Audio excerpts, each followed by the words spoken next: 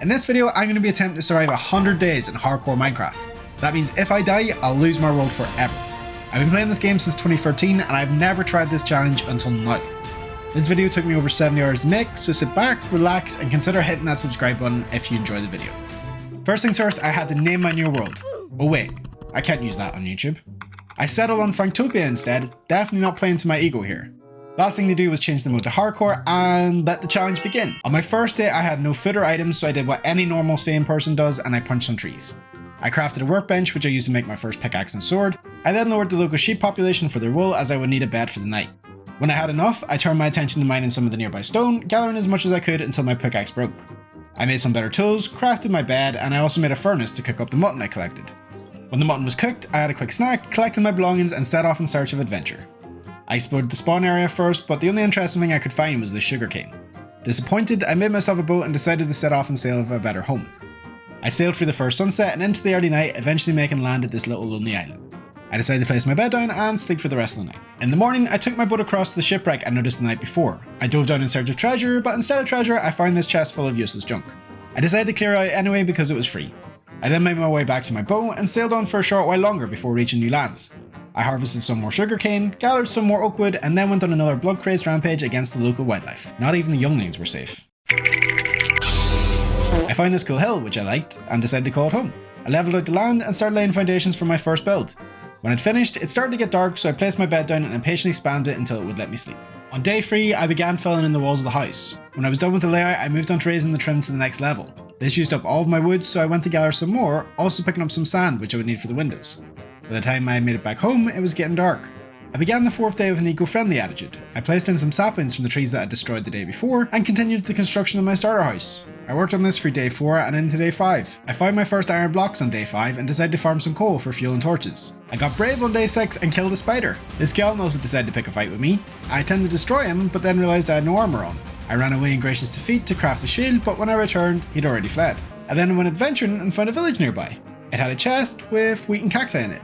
I decided to punish the villagers for their meagre offerings and stole their hay bales. I also found an outpost which I decided to stay clear of.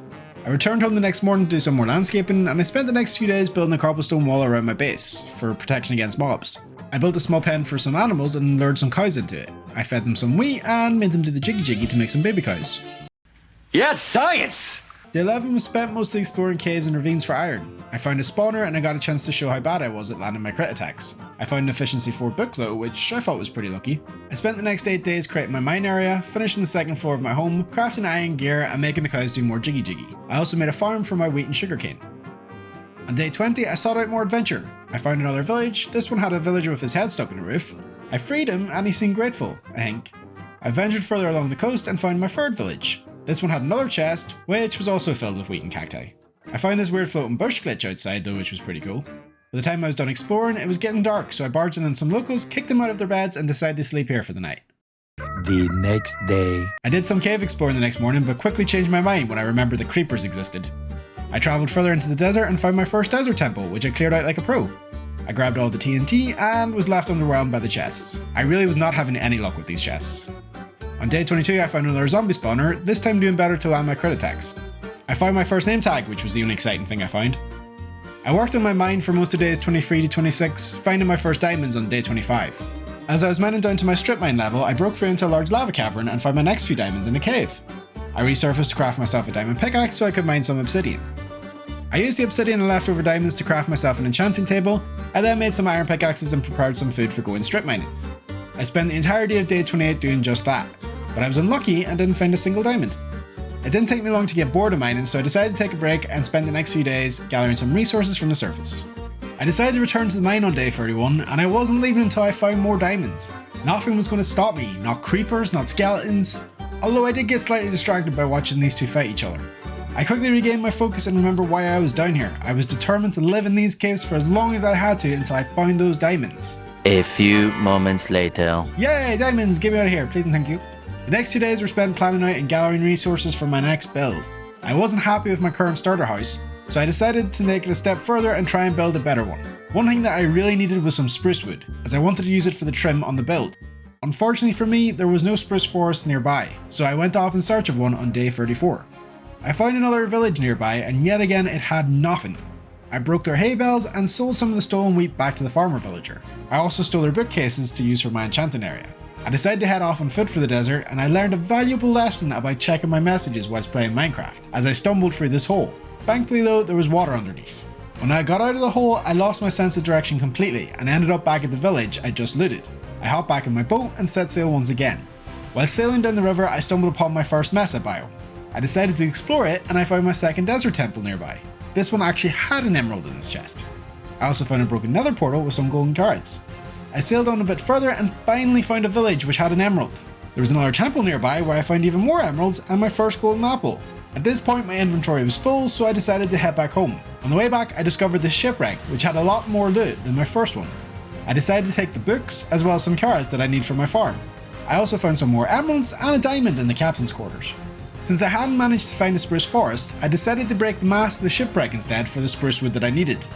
On day 42 I returned home and deposited all my new loot. I continued with building using a variation of cobblestone, plain stone and stone bricks to create some contrast on the walls. I made a small outcropping off the main building for some animals and decorated the area beside it with hay bales. I thought it would give it more of an authentic farm look. I finished working on the ground floor walls and then went to bring some of my cows to their new home. They were a bit reluctant at first, so I had to give them a little bit of motivation. It was a nightmare to get them into the new pen, and by the time they were in, the day was ended. In the morning, I noticed a flaw in my build, as some of the prisoners had escaped into the yard. I fixed the design error and escorted the prisoners back to their pen. Since I had this new area for my cattle, I had no use for my other cows, so I poked them with my sword until they gave me their leather. Most of day 44 was spent completing the first 4 walls and rebuilding my cow population. I harvested some oak leaves which I used as hedges around my new fields and planted some wheat seeds. I then got distracted with my new build and spent the next 5 days working on a side project. I was seeing a lot of build ideas on my Instagram and I came across this windmill build which I thought would look really cool in the farm area.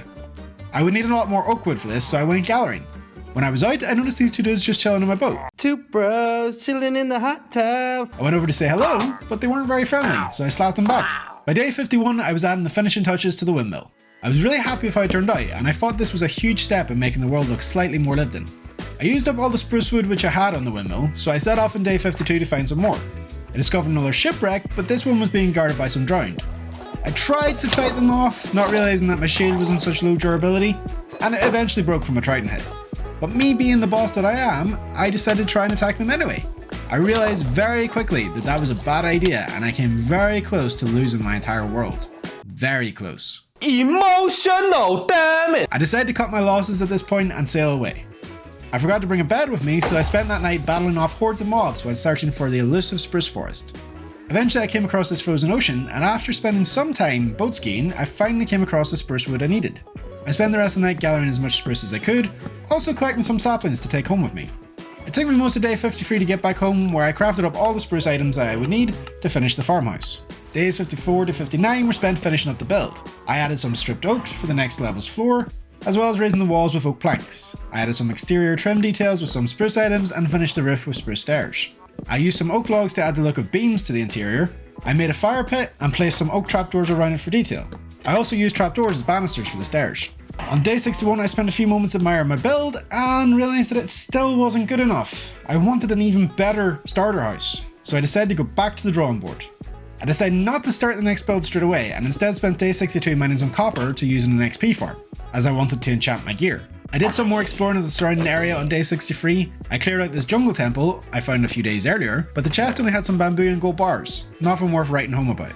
I added some bookshelves to my enchanting area on day 64 and decided to go mining for some more copper. That's how I spent all of day 65. I tried using the XP farm but realised this type of farm doesn't work on Java, or maybe it's been changed in the update. So this was a complete waste of time. But I still got enough XP out of the smelting to start enchanting. The next day I did just that and added Unbreaking Free to my iron pickaxe. I spent day 68 exploring more of the desert and I found another village. There were some kid villagers jumping on a bed, so I destroyed it, because I'm evil. All around me are familiar faces. I then went looking for some iron and found this ravine with a huge cave beneath it. I decided I wasn't starting enough yet, so I left exploring it for another time.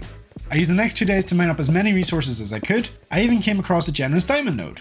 I smelted all my ingots back at the base and then started clearing out some land for the next build, which took me quite some time.